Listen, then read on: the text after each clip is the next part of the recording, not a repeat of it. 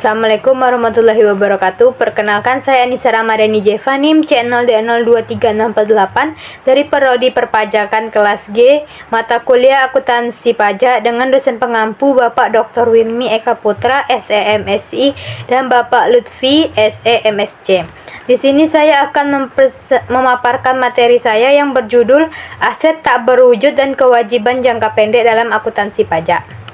Definisi aset tidak berwujud. Aset tidak berwujud atau dalam bahasa Inggrisnya bisa dibilang intangible assets adalah aset non-moneter yang teridentifikasi tanpa wujud fisik tetapi membawa manfaat ekonomi masa depan ke perusahaan serta dapat diidentifikasi atau identifiable.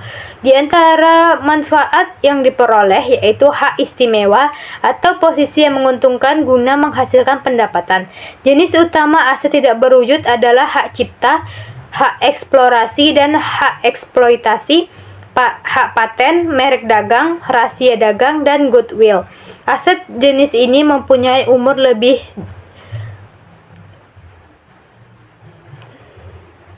dari 1 tahun atau aset tidak lancar dan dapat diamortisasi selama periode pemanfaatannya yang biasanya tidak lebih dari 40 tahun. Karakteristik aset tidak berwujud. Yang pertama, kurang memiliki eksistensi fisik, tidak seperti aktiva berwujud seperti properti, pabrik, dan peralatan.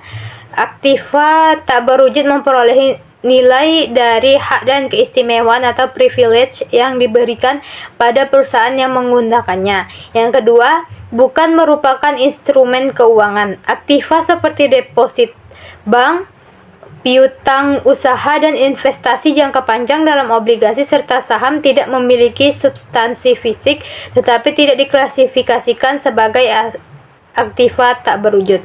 Yang ketiga, bersifat jangka panjang dan menjadi subjek amortisasi. Aktiva tak berwujud menyediakan jasa selama periode bertahun-tahun. Investasi dalam aktiva ini biasanya dibebankan pada periode masa mendatang melalui beban amortisasi periodik. Klasifikasi aktiva tak berwujud. Cara akuisi atau manner of acquisition. Aktiva tak berwujud dapat diperoleh dengan cara membelinya dari entitas lain, seperti membeli wiralaba atau paten dari orang lain. Yang B, dapat diidentifikasikan atau identifiability. Beberapa aktiva tak berwujud dapat diidentifikasi secara terpisah dari perusahaan lainnya.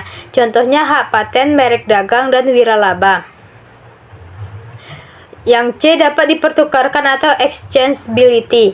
Beberapa aktiva tak berwujud dapat diidentifikasi, dapat dijual maupun dibeli, atau dengan kata lain dapat dipertukarkan. Yang D, periode manfaat yang diharapkan atau period of expected benefit. Beberapa aktiva tak berwujud seperti biaya organisasi diharapkan dapat memberikan manfaat kepada perusahaan dalam jangka waktu yang tidak terbatas. Jenis-jenis aktiva tidak berwujud. Aktiva tak berwujud yang berkaitan dengan pemasaran. Aktiva tak berwujud yang berkaitan dengan pemasaran digunakan di pemasaran atau promosi produk atau jasa. Aktiva tak berwujud yang terkait dengan pemasaran adalah merek dagang atau nama dagang. Yang B, aktiva tak berwujud yang terkait dengan pelanggan. Pada umumnya diperoleh dari interaksi dengan pihak luar perusahaan. Yang C, aktiva tak berwujud yang berhubungan dengan seni adalah hak kepemilikan atas naskah drama, karya sastra, karya musik, gambar-gambar, foto, dan materi video atau audio visual. Hak cipta melindungi hak kepemilikan tersebut. Hak cipta adalah hak yang diberikan pemerintah kepada para penulis, pelukis, pemusik, pematung, dan seniman lain atas kreasi dan ekspresi mereka. Yang D, aktiva tak berwujud yang berhubungan dengan kontrak adalah nilai dari hak yang timbul dari perjanjian-perjanjian tertentu. Bentuk umum jenis aktiva tak berwujud tersebut adalah wiralaba atau franchise. Yang E, Goodwill merupakan aktiva yang paling tidak berwujud dari aktiva tak berwujud lainnya, karena goodwill hanya dapat diidentifikasi pada bisnis secara keseluruhan. Lalu yang terakhir ada kewajiban jangka pendek dalam akuntansi pajak. Kewajiban jangka pendek dalam akuntansi pajak adalah kewajiban atau liabilitas yang harus dibayar atau diselesaikan dalam jangka kurang dari 12 bulan setelah tanggal neraca atau dalam satu siklus operasi normal perusahaan. Contoh kewajiban jangka pendek adalah cicilan yang dibayarkan perusahaan kepada pemasok dalam waktu kurang dari 1 tahun.